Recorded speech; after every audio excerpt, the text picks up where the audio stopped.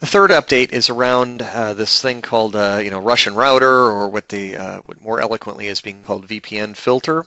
The two updates here is that well, initially they had identified these number of devices that were listed on the right-hand side. This is the actual slide we showed.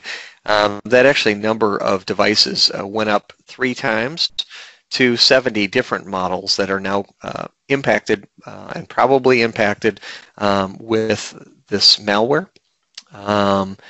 It also there's 2 times the number of compromises have occurred, meaning I think they thought that 500,000 devices had been impacted, and in fact they're saying no, more like 1 million. These are typically personal routers on the smaller end of scales, but they certainly could creep into smaller businesses. And the third aspect of it is the damage that can be done is way more damaging than they thought. They thought that essentially the goal was to just put this malware out there, and if you reboot it, things will be fine. And as it turns out now, these routers that have been impacted are basically under an area of complete command and control.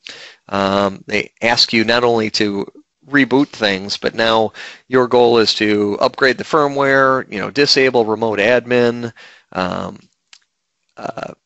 make sure that you have firewall services in there, and ideally set this thing up for updating automatically, or patching essentially automatically.